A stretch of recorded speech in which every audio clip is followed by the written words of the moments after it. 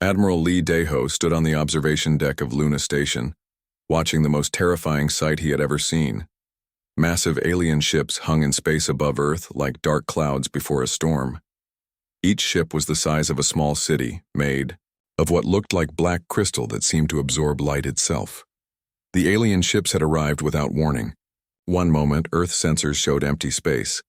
The next moment, 30 enormous vessels appeared above the planet's major cities. They just materialized out of nothing, as if they had stepped through an invisible door. Lee pressed his hand against the cold metal wall of the station. His uniform felt tight around his chest as he struggled to breathe normally. In 30 years of military service, he had never felt so small, so helpless. These weren't human ships with familiar designs and predictable weapons. These were something else entirely. Behind him, communication officers worked frantically at their stations. Radio chatter filled the air as reports came in from around the world. Seoul, New York, London, Tokyo, Moscow. Every major city had one of these massive ships hovering overhead like a sword ready to fall. "Sir, we're receiving a transmission," called out Lieutenant Park Min-soo from the communications array. Her voice was steady, but Lee could hear the fear underneath. "It's coming from all the alien ships at once. They want us to broadcast it to every human on Earth." Lee walked over to her station.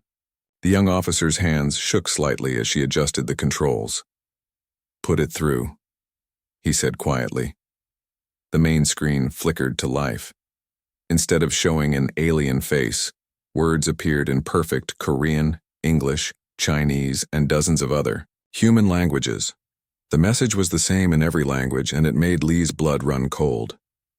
"Primitive species of the third planet from your star. We are the Valthak Empire. We have watched your world for many cycles. Your time as an independent species has ended. You have exactly 72 of your rotations to surrender unconditionally. Kneel before the Valthak Empire or face complete destruction.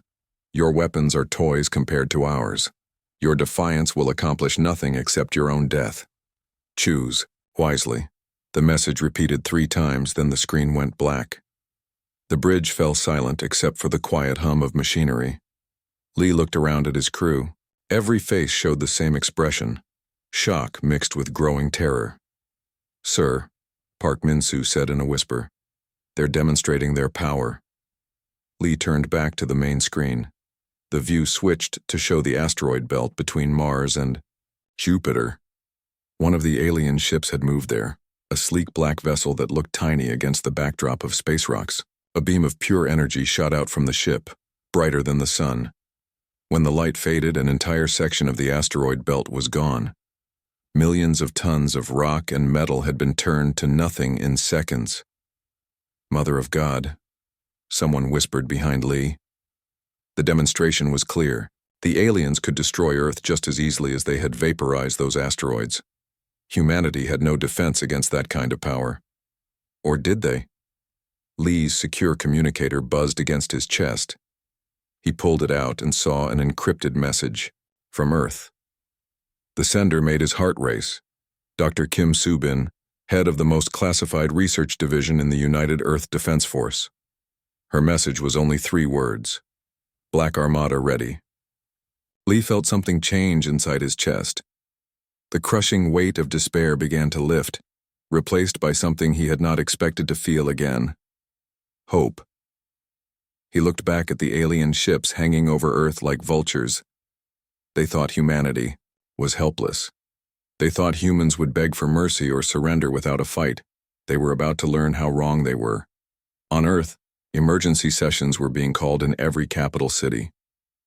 President Park Ji-woo sat in the underground bunker beneath Seoul, surrounded by military advisors and world leaders connected by secure video links. The faces on the screens showed fear, anger, and confusion in equal measure. "Options, President," Park said simply. Her voice carried the authority of someone who had led South Korea through 3 major crises in her 6 years in office. "What are our options?" General Kim Bo-sung, head of the Global Defense Council, spoke first. "Conventional resistance would be suicide. Our most powerful nuclear weapons would barely scratch the paint on one of those ships. We could maybe evacuate some people to underground shelters, but against weapons like that. He shook his head. What about negotiation? Asked the British Prime Minister through the video link. Maybe we can find some middle ground. Perhaps they want resources or territory. We could work something out. President Park looked at the intelligence report in front of her. According to our xenobiology team's analysis of their transmission, the Velthak Empire doesn't negotiate. They conquer. Complete surrender means slavery for our entire species. The room fell quiet. Outside, Seoul continued its normal daily routine. People went to work, children played in parks, families had dinner together. None of them knew that in 72 hours, their world might end. Dr. Kim Subin entered the bunker through a side door that most people didn't even know existed. She carried a black briefcase handcuffed to her wrist and wore the expression of someone carrying a terrible secret. President Park nodded to her. Dr. Kim, please give us your assessment of the situation. Kim walked to the center of the room. She was a small woman in her 50s, with gray hair and thick glasses. She looked like a university professor, not someone who held humanity's most dangerous secrets. The aliens are using standard intimidation tactics. They want us to surrender without a fight because conquest is easier than destruction, but they made one critical mistake. Which is? President Park asked. They gave us 72 hours. They think we need time to accept our defeat. What they don't realize is that we've been preparing for this exact scenario for 30 years. Kim opened her briefcase and pulled out a data tablet. Images appeared on the room's main screen. Technical drawings, star charts, and ship designs that looked nothing like any human technology anyone in the room had seen before. Project Black Armada began in 1995, after we detected alien observation probes in the outer solar system. Every major government on Earth contributed resources and personnel to a single goal, preparing for the day when we would face a superior alien force. The images on the screen showed sleek black warships unlike anything in Earth's official military fleet. They looked like shadows given solid form, designed to be invisible to sensors and deadly in combat. How many ships? Asked General Kim. 10,000 combat vessels fully crewed and ready for immediate deployment, plus support craft, supply ships, and mobile bases. The entire fleet has been hidden beyond Pluto's orbit for the last decade, waiting for this moment. President Park leaned forward. And you think this fleet can defeat the alien ships? Dr. Kim's smile was cold and dangerous. The Velthak Empire has conquered dozens of species across the galaxy. But they've never fought humans. They've never faced an enemy that spent 3 decades preparing for war, while pretending to be primitive and helpless. The room buzzed with whispered conversations. Hope began to replace despair on the faces around the table. But President Park had to ask the hard question. What are our chances of victory? Dr. Kim was quiet for a long moment. Honestly, I don't know. Our technology is more advanced than theirs in some ways, but they have numerical superiority and thousands of years of experience in galactic warfare. What I do know is this. If we surrender, humanity becomes a slave species. If we fight and lose, at least we die free. President Park stood up. Around the table and on the video screens, world leaders waited for her decision. The choice she made in the next few minutes would determine whether humanity lived free or died fighting. Dr. Kim, send a message to Admiral Lee on Luna Station. Tell him to prepare the Black Armada for combat operations. We're going to give the Velthak Empire an answer they won't expect. She walked to the communications console and opened a channel to address the entire planet. In cities around the world, people stopped what they were doing as their president's voice filled their homes, their workplaces, their schools. Citizens of Earth, by now you have all seen the alien ships above our cities. You have heard their demand that we surrender our freedom and our future. I want you to know that your governments have been preparing for this day for 3 decades. We are not the helpless primitives these aliens think we are. We have weapons they cannot imagine, and warriors they have never faced. In 72 hours, when they return for our answer, we will give them one they will never forget. We will not kneel. We will not surrender. We are human beings, and we bow to no one. The transmission ended, Around the world, people looked up at the alien, ships with new eyes. Fear remained, but it was mixed now with something else. Defiance.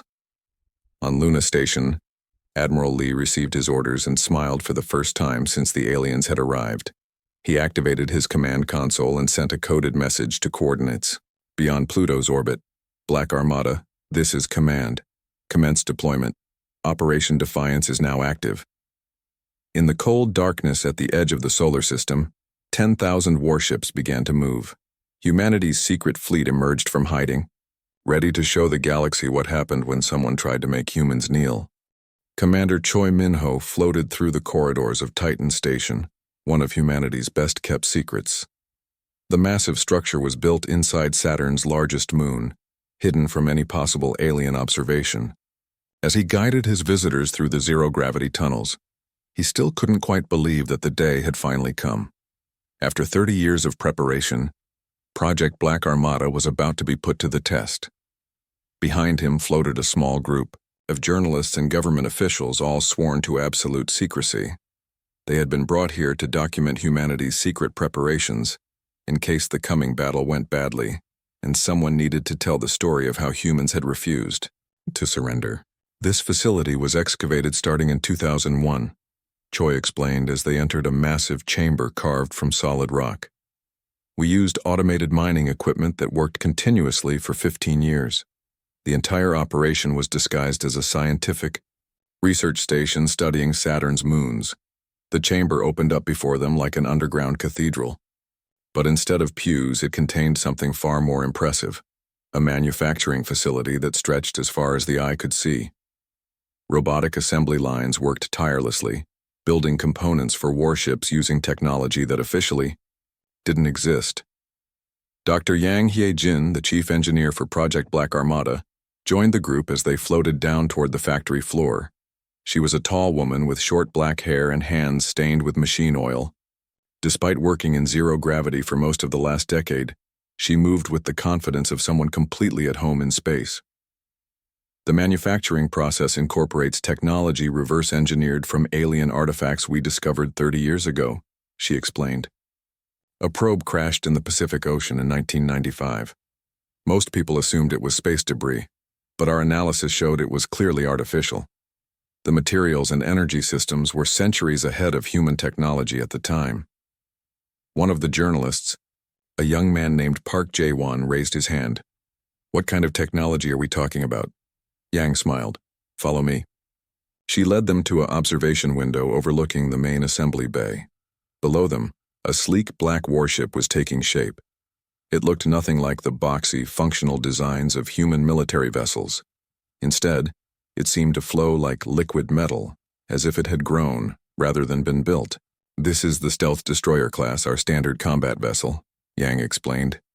It uses dimensional fold technology for both propulsion and defense. The ship can essentially step outside normal spacetime, making it invisible to conventional sensors and allowing for faster-than-light travel. Park scribbled notes on his tablet. How does that work exactly? Think of normal space as the surface of a pond, Yang said. Most ships travel across the surface, leaving ripples that can be detected. Our ships dive under the surface, traveling through what we call fold space. From the outside, they simply disappear. Commander Choi activated a holographic display, showing the solar system. Red dots marked the positions of alien ships around Earth, while blue dots showed the positions of Black Armada vessels hidden throughout the outer system. We have been tracking alien movement in and out of our solar system since 2010, he said. They established observation posts on several asteroids and conducted regular reconnaissance missions to Earth. They think they know everything about our capabilities, but they've only seen what we wanted them to see. The group moved to another chamber, this one containing rows of weapons that looked like they belonged in a science fiction movie. Energy cannons hummed with barely contained power, while sleek missiles sat in launching cradles like sleeping predators. Dark matter weaponry, Yang explained proudly. We learned how to manipulate dark matter from the alien probe's data cores. A single dark matter torpedo can punch through a mile of solid steel like it's made of paper. The aliens' ships are tough, But they're not designed to handle weapons that attack the very structure of matter itself. Park looked nervous. These weapons, they're safe, right? Dark matter manipulation sounds incredibly dangerous. Yang's expression grew serious. Every technology is dangerous if misused, but we've had 30 years to perfect these systems. Every weapon, every ship, every piece of equipment has been tested extensively. We're not taking chances with humanity's survival. Commander Choi led them to the most restricted area of the facility, the Strategic Command Center. Here, massive screens showed the positions of every Black Armada vessel, along with detailed intelligence about the alien fleet above Earth. The Valthak Empire follows a standard conquest pattern, explained Colonel An Du-young, the station's intelligence chief. He was a veteran of the Mars colonial wars, a conflict most Earth citizens didn't even know had happened. They arrive with overwhelming force, demand immediate surrender, then follow up with total destruction if refused. It's worked for them for thousands of years across dozens of star systems. But they've never faced humans before, added Choi. An nodded grimly.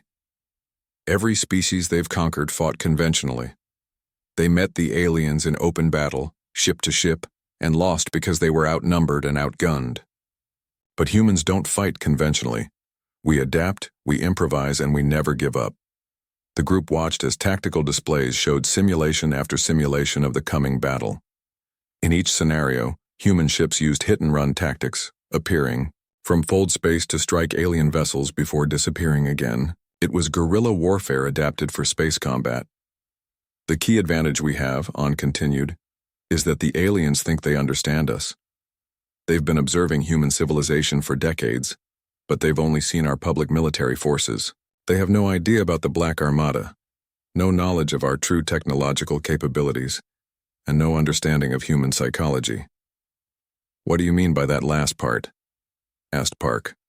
An pulled up historical records on the main screen. Images flashed by showing human conflicts throughout history. The Battle of Thermopylae, the Warsaw Ghetto Uprising, the defense of Stalingrad, the Korean War. Humans have a unique trait among intelligent species, An said. When faced with impossible odds when any rational being would surrender, humans often choose to fight harder. We have a saying, death before dishonor. Most species see that as stupidity. We see it as strength. Yang took the group to another section of the facility, where rows of stasis pods contained the crews for the Black Armada fleet. Thousands of men and women floated in suspended animation, waiting to be awakened for humanity's greatest battle. Every crew member is a volunteer, she explained. They all knew this was likely a one-way mission when they signed up. The aliens have numerical superiority, and even with our technological advantages, we're going to take heavy casualties. But every person in these pods chose to be here rather than let humanity become slaves. One of the pods was labeled Captain Kim Bo-ra, UES Ghost of Soul. Inside, a young woman floated peacefully, unaware that in just a few hours, she would be commanding one of humanity's most advanced warships in the battle for Earth's freedom. Captain Kim volunteered for the program, right out of the Naval Academy, Yang said quietly. She's trained her entire adult life for this moment. In the simulations, she's one of our best combat pilots. If anyone can make the aliens regret underestimating humanity, it's her. The tour continued through sections devoted to logistics, communications, and medical facilities. Every detail had been planned, every contingency prepared for. But despite all the preparation, everyone knew the coming battle would determine whether humanity survived as a free species. As they prepared to leave Titan Station, Commander Choi gathered the group in his office. Outside the windows, Saturn's rings glittered in the distant sunlight, beautiful and peaceful. It was hard to believe that in less than 48 hours, this quiet corner of the solar system might be filled with the violence of interstellar war. I want you all to understand something, Choi said seriously. What you've seen here today represents the greatest secret in human history. For 30 years, the best minds of our species have worked together to prepare for this moment. Every country, every culture, every human being has contributed to this effort whether they knew it or not. He activated a final display showing Earth as seen from space. The beautiful blue marble that had been humanity's home for millions of years, now threatened by alien conquest. In 36 hours, when the Valthak Empire returns for our answer, they expect us to kneel and surrender. Instead, they're going to face the Black Armada. They're going to learn that humans don't kneel to anyone. The group prepared to return to Earth to wait for the battle to begin. As their transport ship pulled away from Titan Station, they could see other ships moving in the darkness, the first elements of the Black Armada beginning their journey toward Earth.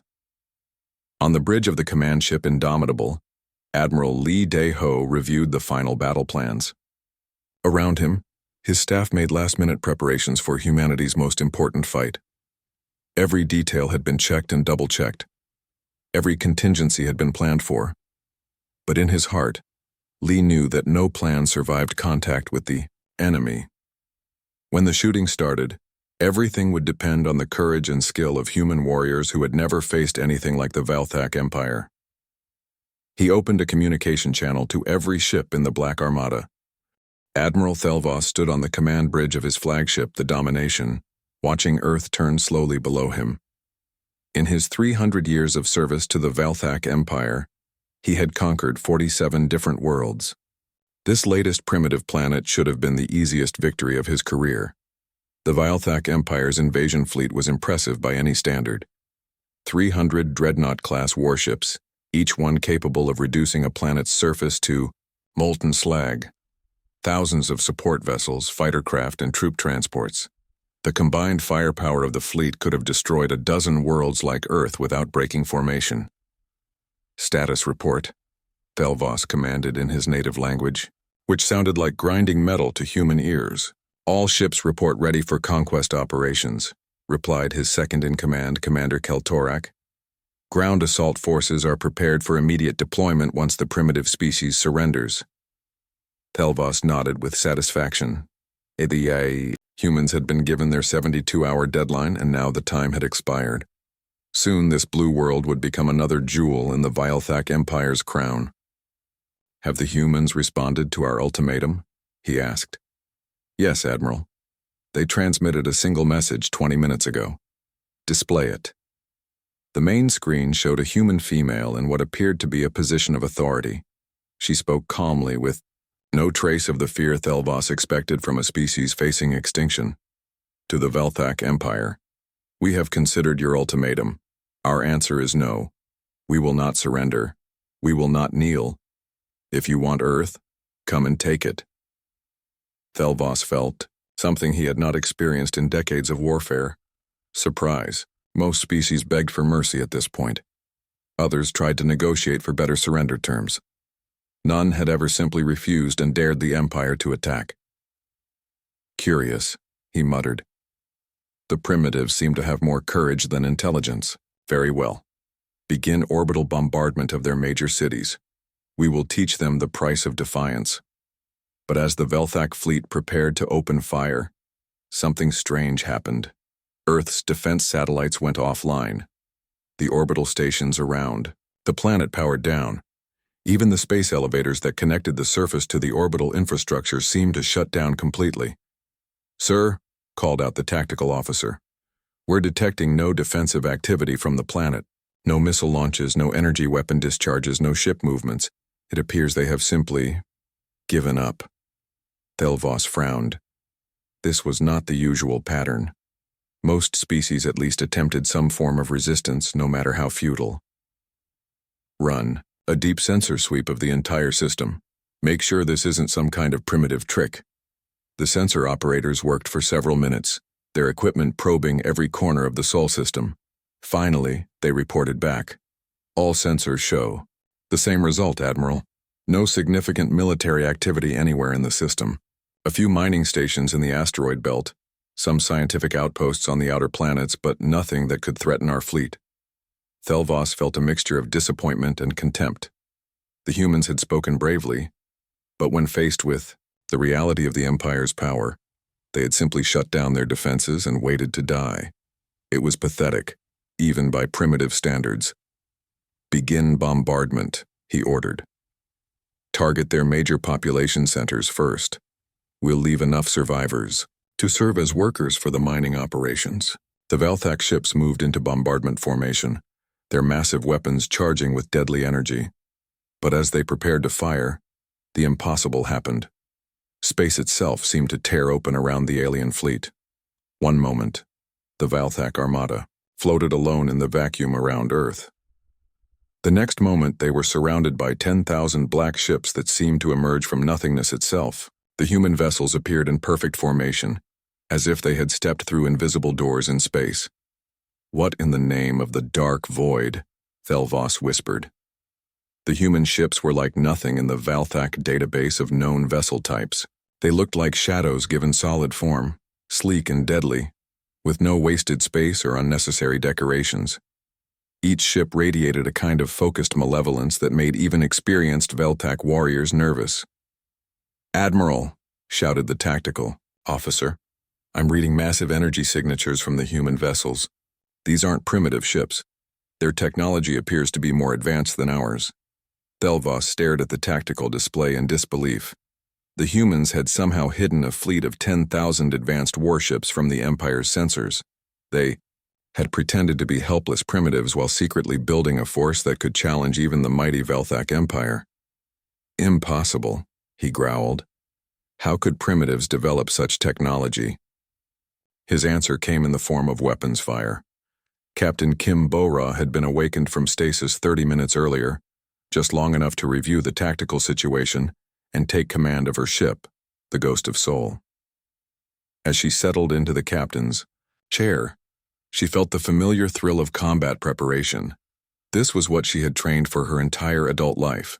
"All stations report ready, Captain," said her executive officer, Lieutenant Commander Park Dong-hyun. Kim looked at the tactical display showing the alien fleet spread out below them. The Valthak ships were impressive, massive, heavily armed, and designed to intimidate. But they were also sitting ducks, caught completely off guard by the appearance of the Black Armada. "Target the largest ship in the center of their formation," she ordered. "Dark matter torpedo, full charge." "Torpedo. Loaded and ready, Captain." "Fire." The Ghost of Soul's primary weapon discharged with a sound like tearing silk.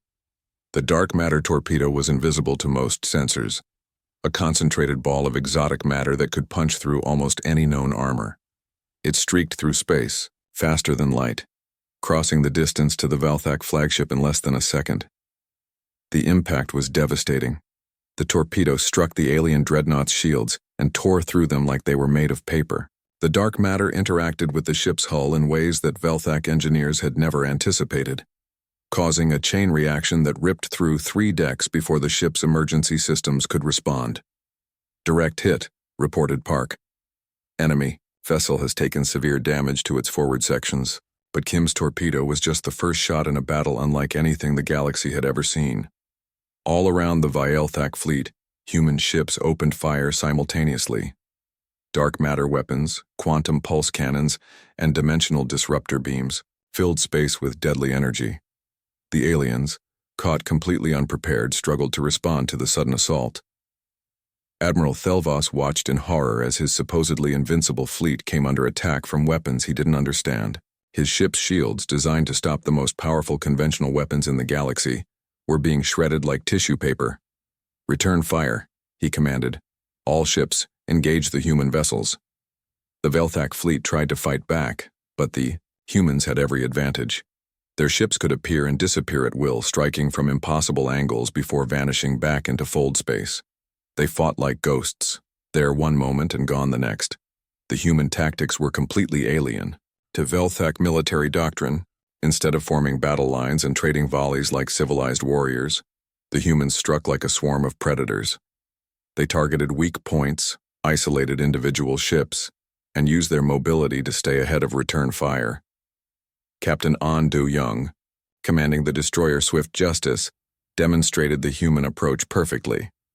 His ship appeared directly above a Valthak cruiser, fired 3 quantum torpedoes into its engine section, then folded back into dimensional space before the enemy could even target him. "Direct hit on enemy cruiser," reported his tactical officer. "Their main engines are offline." "Excellent. Plot intercept course for the next target. Let's show these aliens how humans fight. The battle raged for 3 hours, but the outcome was never in doubt. The Valthak Empire's overwhelming numerical advantage meant nothing when their ships couldn't hit targets that could disappear and reappear at will. Their superior firepower was useless against human vessels that refused to stand still and fight conventionally. Admiral Li Daeho, commanding the battle from his flagship Indomitable, coordinated the human assault with the precision of a master conductor. He moved his ships like pieces on a three-dimensional chessboard, always staying one step ahead of the alien response. "Status report," he called to his tactical officer. "We've destroyed 137 enemy vessels, Admiral. Damaged at least 50 more. Our losses are minimal. 7 ships destroyed, 23 damaged but still combat effective." Lee nodded with satisfaction. The Black Armada was performing even better than the most optimistic simulations had predicted, but he knew the aliens would adapt eventually. The Valthak Empire hadn't conquered dozens of worlds by being stupid. Sure, enough. The alien fleet began to change its tactics. Instead of trying to fight the human ships individually, they formed defensive formations and concentrated their fire.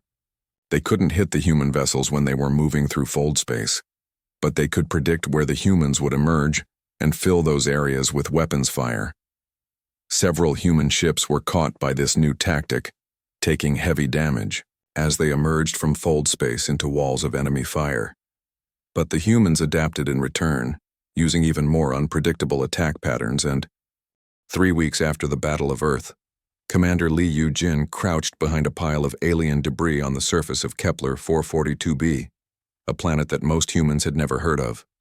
It was located 47 light-years from Earth, deep in Valthak Empire territory. Her strike team of 20 Marines was about to do something that no human military force had ever attempted: assault an alien stronghold on an enemy world. The planet's sky was a sickly green color, and 2 pale suns hung in Io, the alien sky like dead eyes. The air was breathable for humans, but it tasted of metal and decay.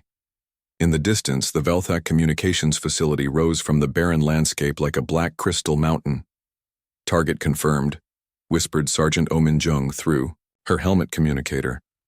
She was lying flat on a ridge with a quantum sniper rifle, watching the alien base through her scope.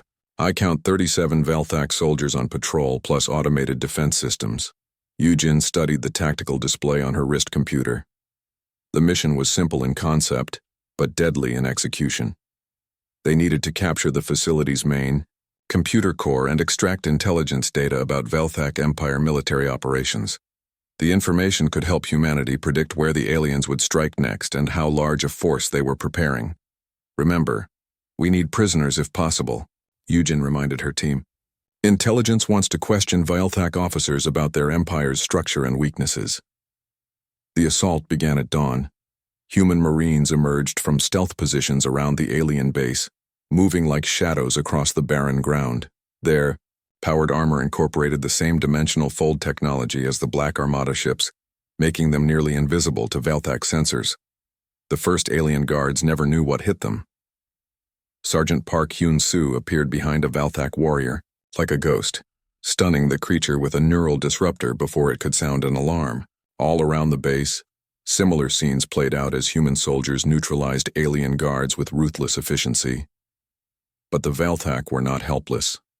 As soon as they realized they were under attack, they responded with the disciplined tactics of a race that had conquered dozens of worlds. Energy weapons filled the air with deadly light as alien soldiers took defensive positions throughout their facility. "Contact front," shouted Corporal Kim Tae-hyung as a Valthak warrior emerged from cover, firing a plasma rifle that could melt through steel. The alien was 8 feet tall with 6 arms, each one capable of wielding a different weapon simultaneously. Tae-hyung rolled behind cover as superheated plasma scorched the rock where he had been standing. He pulled out a dark matter grenade and armed it with a thought transmitted through his neural interface. The weapon flew through the air on small thrusters, homing in on the alien's heat signature. The explosion was contained but devastating. Dark matter interacted with the alien's armor in ways that Valthak engineers had never anticipated, causing a chain reaction that disabled the warrior without killing it outright. "Target neutralized," Tae-hyung reported. Moving to secondary objective. The battle for the communications facility lasted 4 hours. The humans used their technological advantages and superior tactics to overcome the alien defenders, but they paid a price. 7 Marines were killed in the assault, including Sergeant Park, who died holding a corridor while his teammates evacuated wounded comrades. When the shooting finally stopped, Commander Eugene stood in the facility's main control room, surrounded by alien technology that hummed with barely contained energy. Her team's tech specialist, Corporal Yang Sunja, was already working to crack the alien computer systems. "How long do you need?" Eugene asked. "These systems are more complex than anything we've seen before," Yang replied, her fingers dancing, over interfaces designed for 6-fingered hands. "Give me 30 minutes and I can download their recent communications. Give me 6 hours and I can crack their strategic databases." "You have 30 minutes. Our extraction window closes in 45 minutes. Yang worked frantically while the rest of the team secured the facility and tended to their wounded. Outside, the sounds of approaching Valthak reinforcements could be heard in the distance. The aliens were sending everything they had to retake their communications hub. "Got it," Yang announced, as data streams flowed across her portable computer. Their recent communications, supply schedules, and fleet movements for this entire sector.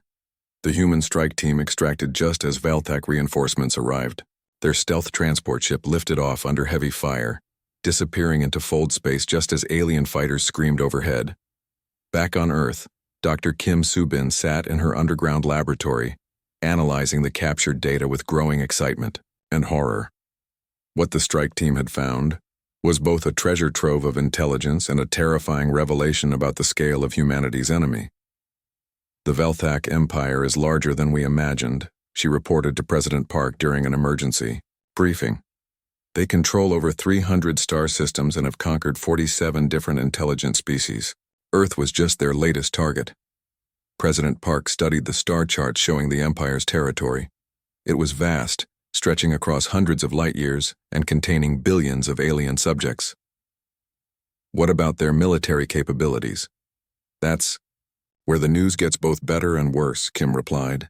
"The worst news is that they have over 50,000 warships of various classes, plus countless support vessels and planetary defense systems.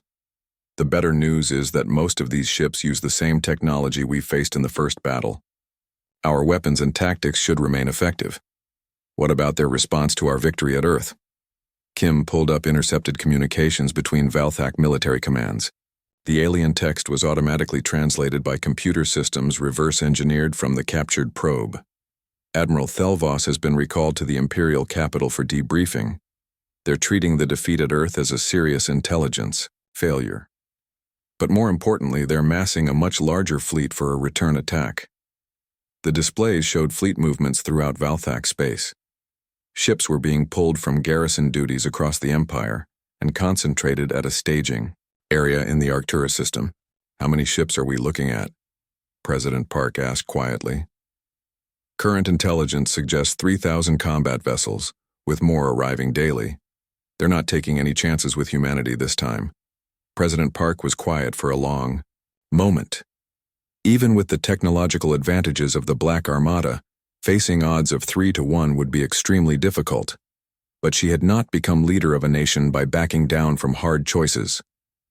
"Dr. Kim, I want you to prepare a full briefing for Admiral Lee. We're not going to wait for them to attack Earth again, we're going to strike first." "Madam President, attacking a Valthak staging area with 3,000 ships would be incredibly dangerous. Even with our advantages, the odds would be heavily against us. Then we need to improve those odds. What other options do we have?" Kim activated another display showing the structure of Valthak military operations throughout their empire. The captured data shows their supply lines, command structures, and communication networks. If we can't match their numbers, we can try to disrupt their operations. Over the next week, the Black Armada began a campaign unlike anything in human military history. Small task forces struck at isolated Valthak outposts throughout their territory. Supply convoys disappeared in fold space ambushes. Communication relays were destroyed by stealth attacks. Captain John Woo-sung led one of these raids, taking his reconnaissance squadron deep into enemy territory to hit a Valthak fuel depot. The facility was lightly defended, designed to serve the Empire's merchant marine rather than resist military assault. Target acquired, he reported as his ships emerged from fold space above the depot. No significant defensive presence. Beginning bombardment run. The human ships struck like lightning. Dark matter torpedoes reduced the fuel storage tanks to expanding clouds of plasma, while quantum cannons destroyed the depot's communication arrays. The entire attack lasted less than 10 minutes before the human ships vanished back into fold space, but each successful raid brought retaliation. The Valthak Empire began hunting human ships with increasing desperation and fury. They couldn't match human mobility, but they could make the cost of each attack higher by increasing patrols and defensive measures. 3 human ships were lost to Valthak ambushes during this period. The destroyer Swift Response was caught emerging from fold space, directly into a trap, destroyed by concentrated fire from 6 alien cruisers. All hands were lost, including 93 crew members who had volunteered for what they knew was a dangerous mission. Admiral Lee felt each loss personally. Every ship in the Black Armada was crewed by volunteers who had given up normal lives to prepare for humanity's defense. He studied casualty reports in his quarters aboard the Indomitable, wondering if he was asking too much of his people. His contemplation was interrupted by his communications officer. "Admiral, we're receiving a priority transmission from Earth. President Park requests immediate conference." The holographic communication system activated, showing President Park in the underground command bunker beneath Seoul. Behind her, Dr. Kim and other advisors worked at computer terminals covered with tactical displays. "Admiral, we've into..." The Arcturus system had become the largest military gathering in Valthak Empire history. 3,000 warships floated in perfect formation around the system's primary star, their hulls gleaming like black jewels against the cosmic void. Admiral Thelvos stood on the bridge of his new flagship, the Annihilator, and felt satisfaction fill his ancient heart. This time there would be no surprises. This time, the primitive humans would face the full might of an empire that had conquered half the galaxy. The disaster at Earth had been a fluke, a result of underestimating an enemy that had somehow hidden advanced technology. But no amount of technological trickery could overcome a 3-to-1 numerical advantage. "Status of the fleet?" Thelvos commanded. "All ships report ready for combat operations," replied his new second-in-command, Commander Velthar. "The Worldbreaker has completed final systems checks and is fully operational." Thelvos smiled with predatory satisfaction. The Worldbreaker was the Empire's ultimate weapon, a moon-sized battle station capable of destroying entire planets with a single shot. It had taken 50 years to construct, and had never been used in actual combat. The humans would be the first species to witness its terrible power, and our intelligence on human capabilities. Analysis of the battle at Earth suggests they possess approximately 10,000 vessels of unknown design, Velthar reported. Their technology appears to focus on stealth and mobility rather than heavy armor or overwhelming firepower. Our tactical computers have developed countermeasures for their dimensional folding technology. Excellent. When we reach Earth, the humans will find that their tricks no longer work against us. Begin final preparations for departure. But as the Valthak fleet prepared to leave the Arcturus system, something impossible happened. Space itself began to tear open in dozens of places around the alien Armada. The familiar black shapes of human warships emerged from fold space in a carefully orchestrated ambush. Admiral Lee Dae-ho watched the tactical display from the bridge of the Indomitable as his fleet materialized around the Valthak staging area. 10,000 human ships appeared simultaneously, surrounding the alien fleet in a 3-dimensional cage of death. "All ships report successful fold space insertion," announced his tactical officer. "We have achieved complete tactical surprise." Lee nodded grimly. The humans had traveled nearly 40 light-years through fold space to reach this system, gambling everything on a single decisive battle. If they won here, humanity would be safe from Valthak invasion. If they lost, Earth would be defenseless. "Signal the fleet," he ordered. "Operation Final Strike is now active. All ships are authorized to use special weapons, The special weapons were Dr. Kim Soo-bin's latest innovation. Dark matter charges that could fold space around enemy vessels, crushing them instantly. But the technology was dangerous and untested in large-scale combat. Using it was a desperate gamble, but then again the entire battle was a desperate gamble. Captain Oh Se-hoon received the authorization signal aboard his assault cruiser, Hammer of Justice. His target was the largest structure in the Velthak formation, a moon-sized battle station that radiated menace like a metallic cancer. "All hands, this is the captain," he announced over the ship's internal communication system. "We're going after the big one. If that thing reaches Earth, it's game over for our species. Engineering, I need everything you can give me." In the ship's engine room, Chief Engineer Park Seung-min pushed the fold drive beyond its safety limits. "Captain, I can give you one shot at maximum fold space acceleration. After that, the drive will need complete rebuilding." "One shot is all we need, Chief." The Hammer of Justice accelerated to incredible speed, folding space around itself until it became a projectile traveling faster than light itself. O's plan was simple and suicidal: ram the world breaker at near light speed and detonate his ship's dark matter warheads inside the battle station's core. Meanwhile, throughout the Arcturus system, the largest space battle in galactic history began in earnest. Human ships struck at the Velthak fleet with every weapon they possessed, while the aliens responded with the fury of an empire that had never faced serious resistance.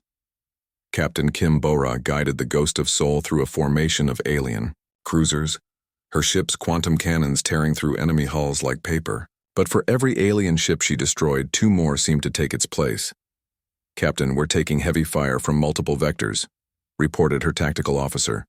"Shields at 60% and falling." "Keep firing," Kim ordered. "Target their command ships. If we can disrupt their coordination, we can turn this battle around." But the Velthak had learned from their first encounter with human forces.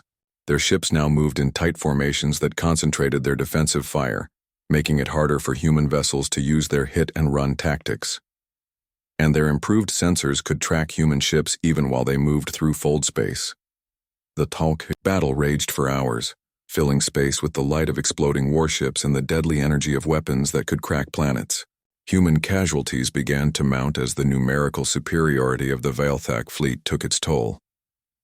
Admiral Thelvos watched the battle from his command center aboard the Annihilator, feeling a mixture of satisfaction and grudging respect for his human opponents. They fought with a ferocity and desperation that impressed even a warrior of his experience. "Damage report," he commanded. "We've lost 800 ships destroyed, with 300 more heavily damaged," reported his tactical officer. "But human losses are proportionally higher. Their fleet strength is down to approximately 7,000 vessels." "And the world breaker?" "Minor damage to outer hull sections, but all primary systems remain operational. The humans appear to be concentrating their attacks on it." As if summoned by his words, the Hammer of Justice appeared on the tactical display, accelerating directly toward the massive battle station. The ship was moving at incredible speed, faster than any vessel in Velthak records. "Intercept that ship," Thelvos commanded. "All vessels in range, concentrate fire." Dozens of Velthak warships turned their weapons on O's cruiser, filling space with deadly energy. The Hammer of Justice took hit after hit, its hull glowing white-hot from absorbed weapons fire. But the ship continued its suicidal charge, protected by the determination of its crew. Captain O felt his ship shaking apart around him as Velthak weapons tore through the hull. Half his crew was dead, and the bridge was filled with smoke and sparks from overloaded systems. "Engineering report," he called. Chief Park's voice came through the static-filled communication system. "Captain, the fold drive is reaching critical overload.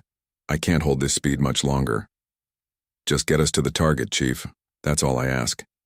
The Hammer of Justice struck the world breaker at 90% of light speed, punching through the battle station's outer hull like a bullet through tissue paper. O's ship penetrated deep into the station's core before his fold drive finally exploded, creating a miniature black hole inside the alien weapon. The world breaker died in a chain reaction of collapsing space-time that could be seen from the edge of the solar system. The moon-sized battle station folded in on itself, taking 3 Valthak escort ships with it into oblivion.